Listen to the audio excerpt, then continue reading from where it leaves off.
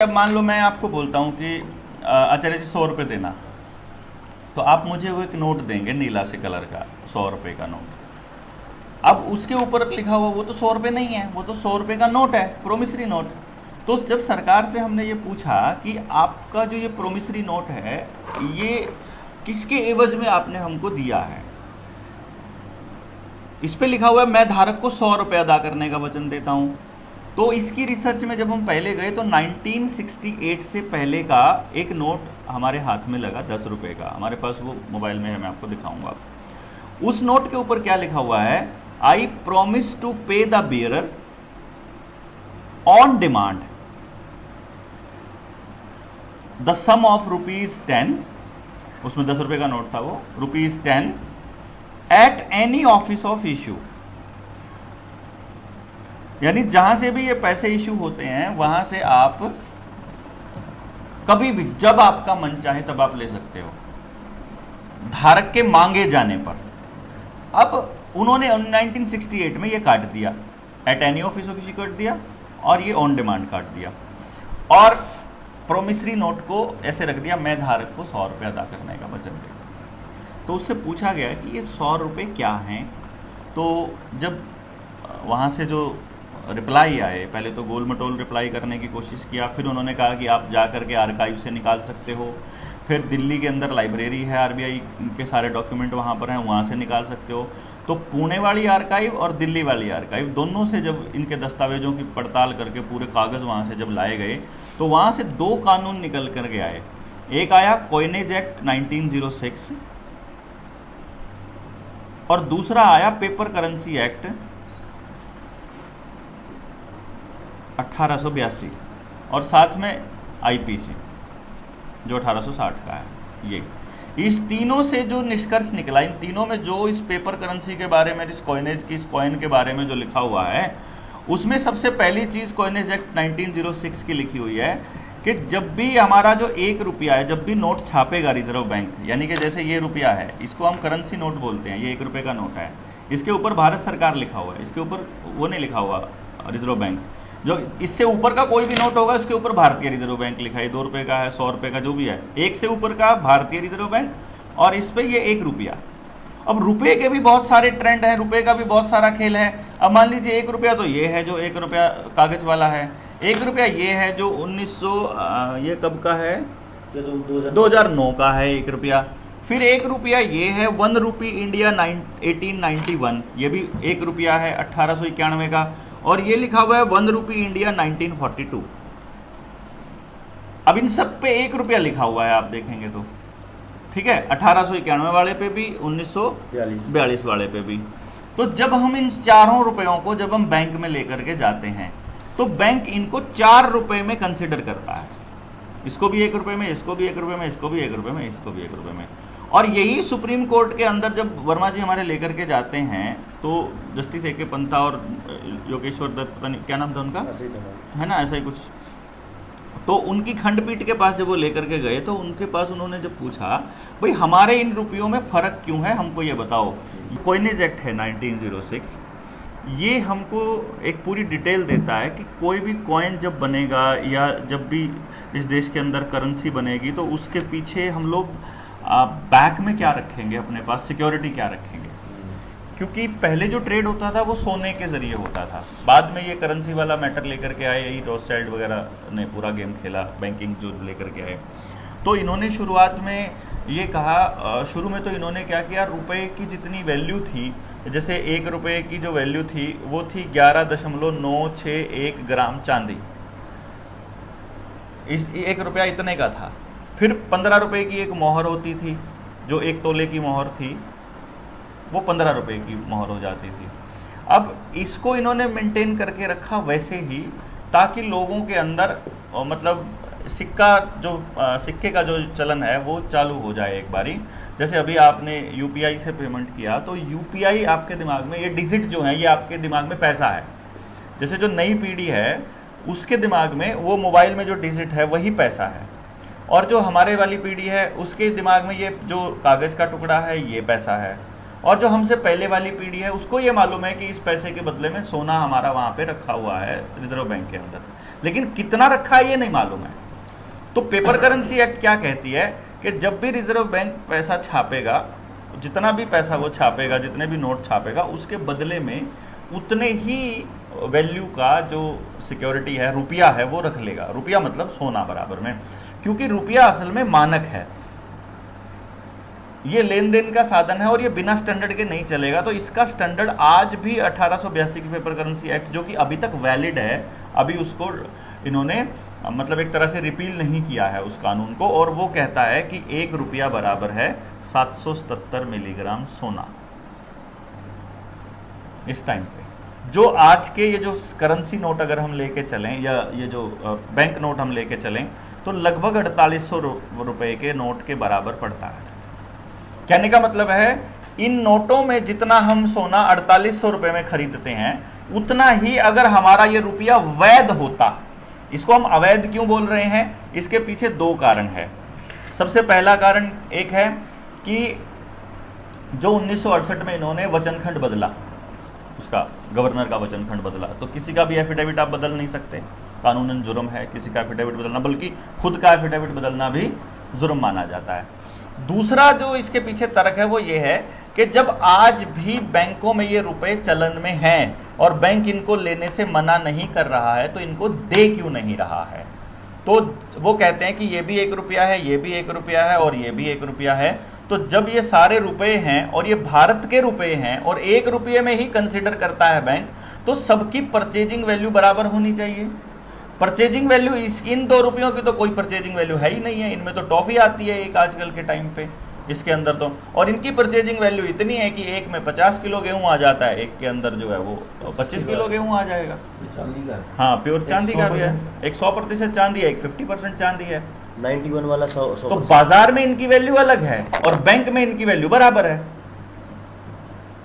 तो इसका मतलब है कि देश की जनता के साथ में फ्रॉड हो गया, और वो फ्रॉड धीरे धीरे करते करते वो यहां तक ले आए। जब 1911 के पेपर करेंसी एक्ट की तरफ जब नजर दौड़ाई, तो भारत का रुपया ये कैसे पता चलेगा? भारत का रुपया है ना उसी टाइम का, अब जाइए बैंक में लेकर जाइए, ये अंग्रेजों के टाइम का है ना, ये सरकार, अंग्रेजी सरकार लिखा नहीं है इसमें, लेकिन बैंक लेता है इसको, बैंक लेता है ना इसको 1 रुपये में। आप जाइए बैंक में लेकर के, 1 रुपये में लेगा, मना नहीं करेगा इसको। 1 रुपी इंडिया, अब वैसे तो पीछे लिखा, वैसे लिखा तो है 1 रुपी इंडिया। तो ये 1 रुपया, इसके ऊपर भी इतना ही लिखा है भारत, और इधर 1 रुपया। मतलब जितनी सत्यता इसकी है उतनी सत्यता इसकी है। अब जब हम इसको बैंक में ले गए, बैंक मान रहा है इसको कि ये रुपया है और वैलिड रुपया है, इस वक्त चलन में है, तो चलन में है तो इसका मतलब है 1882 का जो और 1906 का जो एक्ट है वो भी चलन में है, और मतलब इसका मतलब तो देश के लोगों के साथ फ्रॉड हुआ, इन्होंने डिवैल्यूएट कर दिया इसको। और डिवैल्यूएशन जो है रुपए की, नोट की या रुपए की जो डिवैल्यूएशन है, वो आईपीसी के अंदर कानूनन जुर्म है और इसके ऊपर आजीवन कारावास तक की सजा है। तो जब इन सारी चीज़ों को लेकर के हमने प्रैक्टिकल करने की कोशिश करी कि भाई हम देख लेते हैं वाकई में ये प्रैक्टिकली पॉसिबल है भी कि नहीं पॉसिबल, तो उस प्रैक्टिकलिटी में ये सामने आया कि वाकई में आज जो दस्तावेज हैं, क्योंकि बैंक कहाँ आता है, जो नए इकोनॉमिस्ट है वो कहाँ आते हैं कि 1911 में पेपर करेंसी एक्ट या कॉइनेज एक्ट दोबारा से इन्होंने बना दिया, लेकिन पुराने वाले रिपील किए बिना बनाया, पहली बात कर ही नहीं सकते क्योंकि स्टैंडर्ड को ख़त्म नहीं किया जा सकता। आप ऐसा नहीं कर सकते कि कल से जो है 1 मीटर बराबर 99.9 सेंटीमीटर के बराबर हो जाएगा, ऐसा थोड़ी होगा। मतलब संसद में अगर आपने पास करे, स्टैंडर्ड को नहीं आप छेड़ सकते ना, संसद भी जो यूनिवर्सल होता है स्टैंडर्ड तो उसमें जब 1911 के एक्ट के ऊपर जब आरटीआई लगाई गई और आरटीआई राष्ट्रपति तक लगाई, तो राष्ट्रपति ने जवाब में दिया कि संसद को, पार्लियामेंट को पावर ही नहीं है इसके ऊपर कानून बनाने की। तो वो इसको भी चैलेंज करना बाकी रहता है, बल्कि ये असल में तो उस आरटीआई से ही ये खारिज हो जाएगा, और जितने भी सांसद उसमें शामिल थे वो सारों को जेल होने वाली है 100%, जिस दिन देश की जनता को ये रुपए का खेल समझ में आया। उससे पहले हमने कुछ प्रैक्टिकल करने की कोशिश करी। प्रैक्टिकल में क्या हुआ कि हमने जिन लोगों से लोन की अदायगी नहीं हो पा रही थी, वो इतनी गरीबी में है कि उनकी ज़मीन, मकान, दुकान, फैक्ट्री कुछ भी अगर मान लो इस पोजीशन पर है कि बिल्कुल कुड़की होने वाली है और अब उनके पास ऑप्शन ही नहीं बचा है कुछ भी कुड़की के अलावा, वो हमको दो। हम ये सारे दस्तावेज उसके साथ में लगा करके, अपने कागज़ लगा करके और बैंकों को हम लोग भेजते हैं। सुनील का भी एग्जाम्पल उसके अंदर एक शामिल है। तो वो फाइल लेके आया है, तो फाइल वो दिखाएगा, अभी फाइल दिखाई दे एक बारी। इनमें क्या हुआ कि जब हमने बैंक को ये कहा कि भाई हमको पता चला है कि तुमने हमारे साथ फ्रॉड रुपए में ट्रेड किया है, तुमने हमको जो पैसा दिया वो असली रुपया नहीं था, क्योंकि मेरे असली रुपए की तो वैल्यू ये है और इसमें तो ये पूरा का पूरा खेल है। तो ये बैंकों को, ये कार लोन का एक का है, मतलब इसके टोटल कितने लोन थे? 4 लोन थे इसके। टोटल कीमत थी, इसमें 2 है। हाँ। एक 829 का है, एक 6 का है। तो 14 लाख के लोन का ये डिटेल में है। इस 14 लाख के लोन की जो हमारी जो टोटल पेमेंट जो देनी बनती है बैंकों को, वो जब हमने इनके हिसाब से लगाया, ये 489 का नोटों के कूटकरण में भारतीय दंड संहिता की धारा 489 क ख ग घ अंक के अनुसार संज्ञेय अपराध है, जिसके लिए आजीवन कारावास तक का दंड निर्धारित है। तो ये जो रुपए में हमारी टोटल वैल्यू बनती है, इस 8,29,000 रुपए की जो वैल्यू आज के दौर में, जिस दिन ये चिट्ठी भेजी थी उस दिन का जो सोने का रेट है, उसके हिसाब से जो हमारे वैध रुपए में 169 रुपये 93 पैसे बनती है। तुमने जो हमारे साथ छल किया, फिर हमने इसके अंदर लिखा कि हमारे इतने रुपए काट करके बाकी का पैसा जो हमने किस्तों के रूप में तुमको दिया है ये हमारा वापस करो, और नहीं तो फिर हमको बताओ कि तुम अवैध रुपए में कारोबार करना चाहते हो। जब हमने बैंकों को आवेदन दिए, बैंकों की RTI लगाई, बैंकों से पूछा, ये सारे नियम, ये सारे लॉ हैं जो हमने इसके साथ अटैच किए हैं, तो ये बैंकों को हम भेज चुके हैं। और एक चीज़ और कल हुई, क्या हुआ, हाँ। मैंने इनकी FIR की थी। ये है एक लोन है हीरो फिनकॉर्प, ये हीरो कंपनी का। तो मैंने इसके कागज़ लगाए थे, इसका आवेदन लगाया था। तो जब आवेदन लगाया तो इसका जवाब काफ़ी दिन नहीं आया, तो मैंने FIR करी फिर कि भाई ये हमें परेशान कर रहे हैं और जवाब नहीं दे रहे हैं, मैं तो पेमेंट करने के लिए तैयार हूँ।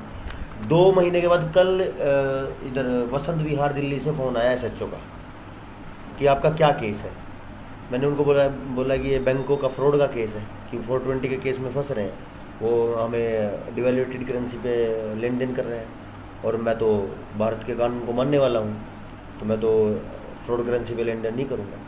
तो काफ़ी देर बहस करने के बाद वो बोला कि भाई ठीक है, तेरे को जो करना है कर, कोर्ट में चला जा, और जैसा मेरे पास जवाब बनता है मैं दे देता हूँ। यानी उनको भी पता नहीं है इस मामले का। तो मैंने उनको यही बोला कि जो आपके तरफ से जो जवाब बन रहा है वो लिख के दो, तो मैं आगे की कार्रवाई अपने आप करूँगा। फिर यानी पहले हम सिविल सूट में जाएंगे, आवेदन कर रहे हैं, भाई बता दो, हम पेमेंट कर ले लो, और जब वो सिविल सूट से नहीं मान रहे तो फिर क्रिमिनल सूट में जाएंगे, क्योंकि 420 में फंस रहे हो। बैंक हमारे साथ 420 कर रहे हैं, ये हम उनको बोल चुके हैं, और बैंक इस बात को मानता है, क्योंकि जब ये चिट्ठी, जब तक हमने बैंक को नहीं भेजी थी, सुनील ने नहीं भेजी थी, तब तक बैंक वाले रोज़ तो इनको फ़ोन किए। मेरे साथ ही गाड़ी में हम लोग साथ रहते थे, पूरे हरियाणा में घूम रहे थे, तो 24 घंटे तो उनका फ़ोन आना, कभी एक लोन के लिए, कभी दूसरे लोन के लिए। अब हम लोग समाज का काम कर रहे हैं तो फिर कमाई कब करेंगे, तो वो ऑब्वियसली सारा का सारा बैठ गया। लेकिन फिर बाद में हमारे पास ये दस्तावेज सारे के सारे हाथ आ गए। दस्तावेज हाथ आने के बाद हमने फिर इसका प्रैक्टिकल कि चलो कर ही लेते हैं, और उनको बोल दिया कि भाई ठीक है, हम देना चाहते हैं, आप हमारे को ये हमारे सवालों का जवाब दे दो। जैसे ही चिट्ठी बैंक के पास जाती है, मतलब बैंक का फ़ोन डे 1 ही आना बंद हो जाता है। मतलब रिकवरी वालों के पास खबर पहुंच गई, इसका मतलब आराम से उसी दिन उसी टाइम पहुंच गई कि इसको फ़ोन नहीं करना, बाकी किसी को भी फ़ोन कर लो। और तेरा कागज़ भी उल्टे आ गए थे। कौन सा कागज़? नहीं, कागज़ तो नहीं आया। एक और था, ये दूसरा केस जो है इसका, मेरा एक बिजनेस लोन का है। उसमें सबसे बड़ी कमाल की बात ये हुई, पहले जो धमकी देता था बैंक वाले, वो प्यार से बात करने लगे। तो मैंने उनको मैसेज किया कि भाई साहब, अगर बात पर्सनल होती तो विषय अलग था, बात बैंकिंग सिस्टम की है जो डॉक्यूमेंट बेस्ड है। मेरे पूरे घर की और ज़मीन के पेपर आपके पास हैं, यानी आप टोटल सिक्योरिटी में हो, क्योंकि मेरे को देने तो 9 लाख रुपए हैं, और मेरी जो प्रॉपर्टी की वैल्यू है वो 19-20 लाख रुपए के आसपास है। यानी मैंने उनको बोला कि आपकी टोटल सिक्योरिटी में नीलामी करवा दो, करवा सकते हो तो मैं तैयार हूँ, अगर हिम्मत है तो करवा दो। लेकिन मैंने कुछ सवाल पूछे बैंक से, यानी सिस्टम से, पर्सनल मैटर नहीं है अपना कुछ भी। तो बैंक तो डॉक्यूमेंट बेस्ड काम करता है, मैं भी डॉक्यूमेंट का जवाब डॉक्यूमेंट्स में ही चाहता हूँ, और साफ साफ लिखा है कि मैं आपकी शर्तों पर ही कर्ज की अदायगी करूँगा, केवल जवाब दे दो। अभी तक इसका कोई जवाब नहीं आया। अब बोल रहे कि यार मिल ले एक बार, जो पहले धमकी देता था बोल रहे मिल ले यार एक बार। कि बैंक मैनेजर है। अब ये सेटलमेंट की बात करेगा, मैं सेटलमेंट करूं, क्यों करूंगा? सेटलमेंट कर लूं कितने में भी या 0 पे करूं, तो वो तो फिर वो सिविल को तो वहीं वो एनपीए करेगा, उसको सिविल खत्म होने वाला है, तो सेटलमेंट में भी करेगा और न ये हम इस तरीके से जाएंगे तो भी करेगा। तो हम कानून के हिसाब से जाएंगे, लेकिन जब ये कोर्ट में कवर होगा। एक बहुत बड़ा जो डेवलपमेंट अपना हुआ है जनता सरकार मोर्चा का, वो ये हुआ है कि किसी का भी कितना ही बड़ा लोन है अगर, तो उस लोन की अदायगी को हम लोग कर रहे हैं। अगर आपने एक किस्त भी अगर अदा की हुई है तो, अगर एक किस्त भी नहीं भी दी हुई है तो छोटे मोटे अमाउंट का क्या 8 लाख रुपए के 125 रुपये देना तो हमारे लिए भी कोई बड़ी बात नहीं है। हम क्या कर रहे हैं, हम बैंक को सिर्फ चिट्ठी ये लिख रहे हैं कि तुम्हारा जितना रुपया बनता है उस रुपये के हिसाब से जितनी उसकी परचेजिंग पावर है उतनी ही परचेजिंग पावर हमारे वैध रुपए की इतनी रुपए की बनती है। तो आप लोग हमारे खाते से इतना रुपया काट लीजिए, हम उसका चेक भेज रहे हैं, बाकी एक भी रुपया उसमें से काटने की ज़रूरत नहीं है। और जब तक हमारा ये मसला सॉल्व नहीं हो जाता, जब तक बैंक इसका जवाब नहीं दे देता हमारे अकाउंट में से एक भी पैसा काटा तो तुम लोगों के ऊपर हम लोग कानूनी कार्रवाई करेंगे। सिंपल। उसके बाद फिर बैंक ना तो पैसा काटता है, ना ही उसके बाद फिर कोई और कार्रवाई, फिर तो पुलिस की कार्रवाई, फिर धारा 80 का नोटिस, फिर दूसरी आरटीआई, जो एफआईआर, वो सब चलती हैं, फिर कागजी कार्रवाई। हमारा ज़मींदार या हमारा जो आम जो नागरिक है देश का, वो कहाँ फंसता है इस बैंकिंग सिस्टम के आगे कि जब बैंक वालों का फ़ोन आता है, एक तो वो डर जाता है कि पड़ोसी क्या कहेंगे, मतलब इज्जत बेइज्जती वाला जो पंगा है। दूसरा, उसको समझ नहीं है कि बोलना क्या है उनके आगे। और तीसरा, वो बैंक मैनेजर से जाके पर्सनल मिल लेता है। मतलब क्या करता है कि बैंक मैनेजर ने एक नोटिस दिया बंदे को, अब उसने क्या किया कि तुम इतनी किस्तें, तुम्हारी 3 किस्तें जो है वो टूट चुकी हैं, अब तुमको नोटिस भेज रहे हैं, या तो करवा दो नहीं तो तुम्हारा जो अकाउंट है वो एनपीए हो जाएगा। वो बंदा आकर के बैंक मैनेजर से मिल लेता है, बैंक मैनेजर को वो समझा देता है कि मेरा अभी नहीं है, मैं अगले महीने दे दूंगा। बैंक मैनेजर उसको फिर महीने भर का समय दे देता है, बैंक मैनेजर फिर से दूसरा नोटिस भेज देता है, वो फिर आके मिल लेता है, वो फिर समय ले लेता है। ऐसा करके वो साल 6 महीने निकाल देता है ऐसे ही।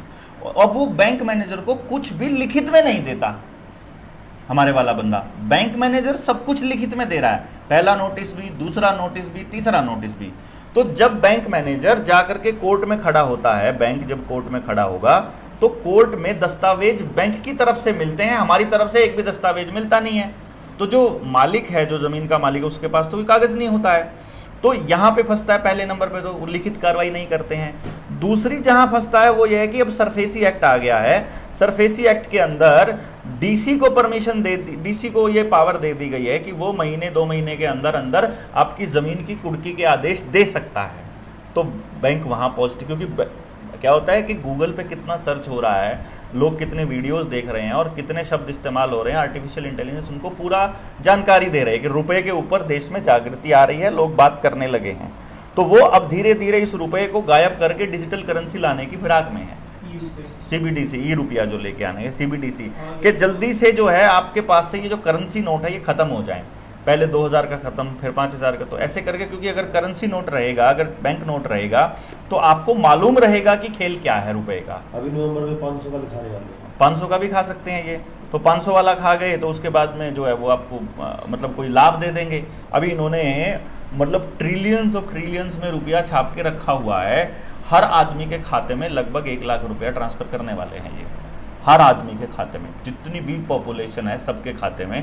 क्योंकि आगे क्लाइमेट के नाम पर या 2025 में कोई दूसरी बीमारी के नाम पर अभी आने वाले वक्त में लॉकडाउन लगने वाला है, ये तैयारी करके बैठे हुए हैं। और उसी टाइम जैसे ही वो लॉकडाउन लगेगा आपके खाते में ट्रांसफ़र हो जाएगा पैसा आपके काम चलाने के लिए। तो आपको कुछ भी परचेज करना है आप ऑनलाइन ऑर्डर कीजिए, ड्रोन आपके घर छोड़ के जाएगा। क्योंकि वैसे तो नोट से जो है वो बीमारी फैलती है, वायरस फैलता है, नोटों का इस्तेमाल नहीं करना है, आदमी का हाथ नहीं लगेगा, ड्रोन छोड़ के आएगा। आपको इस तरह का माहौल बनाएंगे ये, तो वो असली माहौल है बेसिकली आपको घरों में रखना और ऑनलाइन को ज़्यादा से ज़्यादा प्रमोट करना, चाहे उसमें वर्चुअल रियलिटी को प्रमोट करना है, डिजिटल करेंसी को प्रमोट करना है, सब कुछ घर बैठे करने को प्रमोट करना है, आपकी काम धंधे को चौपट करना है, आपके बाज़ार को चौपट करना है, पब्लिक में आपकी अपीयरेंस को ख़त्म करना है, पब्लिक में अगर सरकार के विरोध में अगर आपकी बातें जा रही हैं, सरकार को अगर नुकसान हो रहा है तो उनकी सभाओं को रोकना बेसिकली। असली पर्पस ये है, क्योंकि सरकार वाली सभाएं तो कोरोना के टाइम पे भी नहीं रुकी थी, वो तो चल रही थी पूरा दबा के। तो ये तो है इनका डिजिटल करेंसी लाने का प्लान। तो इसमें हम लोग लगभग कर्ज मुक्त हम हर व्यक्ति को कर पा रहे हैं, जितने भी अभी लोग आए हैं। हालांकि इसका परिणाम क्या निकलेगा अभी? जो मान लो आपको नोटिस आना बंद हो गया या बैंक ने अप्रोच करना बंद कर दिया कलेक्शन टीम ने। देखो पहले जो आ गया हम अटैक डिफेंसिव मोड में आ गए कि भाई हम बच गए, कि हमारा जो टॉर्चर था वो खत्म हो गया। जैसे ही उनकी तरफ से प्रेशर आना बंद हो जाता है तो हम क्रिमिनल सूट पे जाते हैं, FIR करेंगे, धारा 80 का नोटिस आएगा। क्रिमिनल सूट पे जैसे ही उसकी सुनवाई होगी तो फिर वो निकल के आएगा कि भाई ऐसा काम क्या है, तो फिर वो फंसते हैं कि ये डिवेल्यूशन ऑफ द करेंसी का काम कर रहे हैं, पुट करने की बात कर रहे हैं, तो फिर 420 के केस में फंसता है बैंक, फिर कोर्ट में बात आएगी। हमारे को NOC मिलेगी 100%, लेकिन वो मिलेगी किसी केस में मिली है? नहीं मिलेगी। मैं बता रहा हूँ अभी इसलिए नहीं मिलेगी क्योंकि अगर 1-2 केसेस होते हैं तो बैंक को जो कोर्ट है वो स्पेशल निर्देश देता है। हमने 1-2 केसेस किए थे जो बड़े लेवल पर पहुंच गए। 2017 में हमने एक एग्जाम्पलरी कोर्ट केस करने की कोशिश की थी, बोलेरो गाड़ी का एक केस था 6 लाख रुपए का। उसमें क्या हुआ, कोर्ट तक पहुंच गया वो बाय चांस, और कोर्ट में जाते ही कोर्ट ने तारीखें देना बंद कर दिया। उसके बाद कोर्ट ने बैंक को बुला करके स्पेशल इंस्ट्रक्शंस दी, किसी भी कीमत पर इस व्यक्ति का ये केस वापस आपको बाहर ही सुलझाना पड़ेगा। तो बैंक ने आकर के मालिक को इतना बोला, भाई तुझे पैसे देने हैं ना देने हैं, ना दे, तेरे को और पैसे चाहिए और ले, लेकिन ये केस उठा ले। तो उसको कोर्ट ने बाहर ही मैनेज कर लिया, बेसिकली बैंक ने बाहर ही मैनेज कर लिया, उसको कोर्ट में चलने ही नहीं दिया। क्योंकि कोर्ट में अगर ये मुद्दा चलता है तो कोर्ट को आदमी के फेवर में देना पड़ेगा, बैंक यहां फंसता है, पूरा रिजर्व बैंक फंसता है। अब किसी को भी नहीं मालूम है कि रिजर्व बैंक ऑफ इंडिया एक प्राइवेट संस्था है और ये बैंक ऑफ इंग्लैंड की शाखा है जो कि रॉथस्चाइल्ड उसको संभालता है। तो यानी पूरा का पूरा गेम, यानी कि पूरा सिस्टम ये है। अभी बैंगलोर हाईकोर्ट का एक आदेश आया था जिसके अंदर उसने कहा था कि बैंक कर्मचारी सरकारी कर्मचारी नहीं है, 2019 का वो आदेश है। ठीक है, इसका मतलब यह हुआ कि बैंकिंग जो है, बैंक में काम करने वाले लोग सरकारी नहीं है, ना बैंक की कोई प्रॉपर्टी, किसी भी दुनिया के किसी भी देश में बैंकों के पास अपनी कोई प्रॉपर्टी नहीं है। हमको तो लोन देते हैं वो बैंक मकान बनाने के लिए, हमको तो लोन दे रहे हैं फैक्ट्रियां खोलने के लिए, बिजनेस शुरू करने के लिए, और अपना उनके पास 1 गज भी जमीन नहीं है, कहीं पर भी 1 ईंट तक नहीं लगाया। इसका मतलब पूरा बैंकिंग सिस्टम को मालूम है कि हम लोग भागने वाले हैं कहीं, जब जैसे ही देश को पता चल जाएगा। तो बेसिकली क्या हो रहा है कि NOC तो हमको मिलेगी 100%, लेकिन ये डिपेंड करता है कि हम लोग कितने लोगों को इसमें जगा पाएंगे। तब तक जब हम लोग सारे जाग जाएंगे, जब सारे गांव के गांव जाकर अगर कोर्ट में खड़े होंगे तो बैंक को सुनवाई करनी पड़ेगी ना, उसको कोर्ट को सुनवाई करो, कागज हमारे फेवर में है क्योंकि कोर्ट में दलील से ज्यादा कागज चलते हैं, डॉक्यूमेंट को नहीं झुटला सकते, और सरकारी डॉक्यूमेंट है तो फिर तो कहानी ही अलग है। तो यहाँ पे हम लोग प्लस में रहते हैं। अच्छा, ये तो कह रहा है विकिपीडिया पे कि भारतीय रिजर्व बैंक अधिनियम 1934 के बाद भारतीय रिजर्व बैंक की स्थापना की गई। हालांकि शुरू में निजी तौर पर स्वामित्व में था, पर 1949 में इसका राष्ट्रीयकरण किया गया था। तब से यह पूरी तरह से वित्त मंत्रालय, भारत सरकार, GOI के स्वामित्व में है। तो ये तो पूरी तरह विकिपीडिया और गूगल और फेसबुक सब इसी गेम प्लान के हिस्से हैं।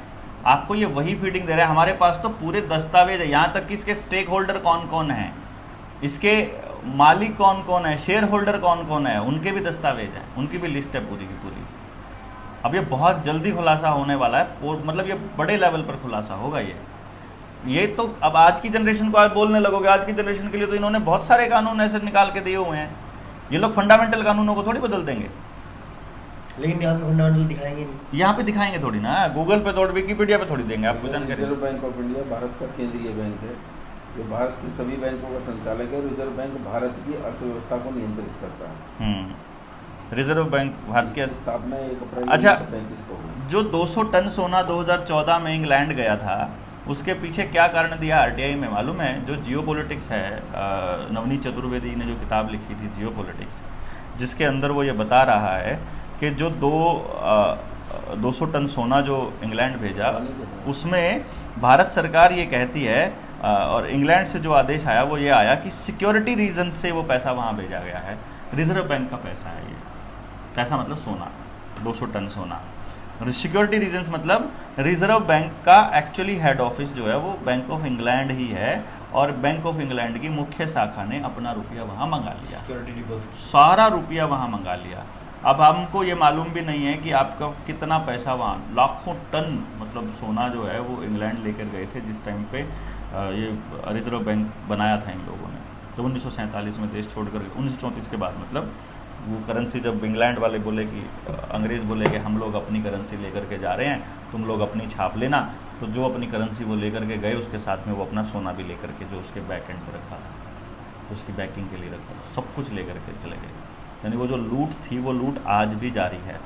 जिस टाइम पे की बात हम कर रहे हैं, मुझे 1980 के दौर का भी मालूम है, उस टाइम का भी मुझे याद है जब हम देखते थे 80 के दशक में कि हमारी जो दादी थी उनके पास में सोना और चांदी दोनों होता था और खूब होता था, मतलब पैरों में तो चांदी ही चांदी थी, ऊपर सोना ही सोना होता था। आज किसी के पास सोना नहीं बचा है, सारे खेत कर्जे पे जा चुके हैं, मकान कर्जे पे है, गाड़ी कर्जे पे है, आपका पशु कर्जे पे हैं, आपका ट्रैक्टर कर्जे पे है, आपका क्रेडिट कार्ड अगर बना हुआ है तो आपके कपड़े तक कर्जे पे हैं क्रेडिट कार्ड से जो खरीद रहा है। यानी आज हर बंदा कर्जे पे है और बैंक पैसे पे पैसा छापता जा रहा है, उधर से पैसा छपता जा रहा है, उधर से इसकी वैल्यू कम होती जा रही है।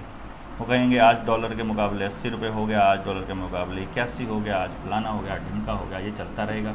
ये डॉलर के मुकाबले कैसे हो सकता है?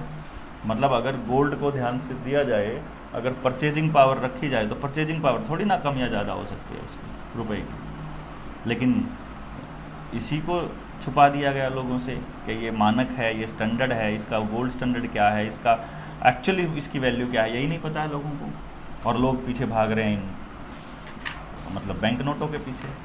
नोट नहीं है ना असली पैसा, ये असली पैसा गोल्ड है ना। ये सवाल ही आरटीआई के यही थे जो पहला था। फाइनेंस कंपनी जिस रुपए के लेन देन की बात करती है उस रुपए की धातु मानक स्टैंडर्ड क्या है, कोई जवाब ही नहीं है। ऐसे करके ये 9 सवाल है जो आरटीआई हम डालते हैं, जो किसी कोई बैंक के पास, आरबीआई के पास कोई जवाब नहीं है। तो इसमें अभी आपको क्या करना है, अभी अगर आपको ये लगता है कि इसके ऊपर कुछ प्रैक्टिकली किया जा सकता है, तो जितने अपने लोग हैं, जितने भी अपने सर्कल में हैं, जहाँ भी हैं पूरे इंडिया में जहाँ लोग हैं, उन सबको एक ही खबर करनी है कि भाई कोई ऐसा बंदा अगर आपको लगे समाज के अंदर जो अपने समाज का है और नेक अच्छा आदमी है और वो कर्जदार है और उससे कर्ज का भुगतान नहीं हो रहा। देखिए, हम लोग आनंद लेने के लिए तो कर नहीं रहे हैं।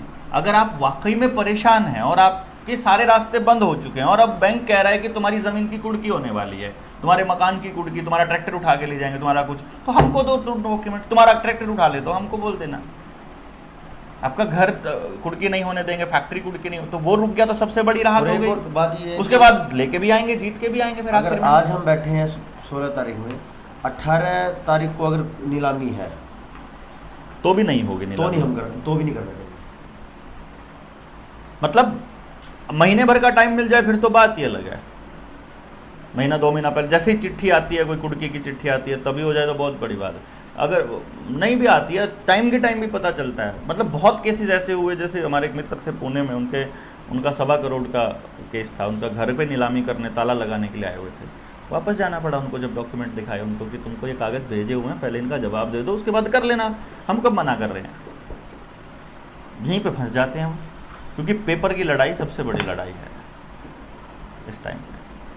तो वो आप उनसे बातचीत कर सकते हैं, जितने भी लोग हैं। इसमें जो पूरा सिस्टम है इंटरनेशनल, उसमें एक ही चीज़ क्लियर है, या तो बैंक आपको खाए, क्योंकि बैंक सब कुछ बैंक के पास आता है, नहीं तो बैंकों को आपका, इसके अलावा कोई समाधान ही नहीं।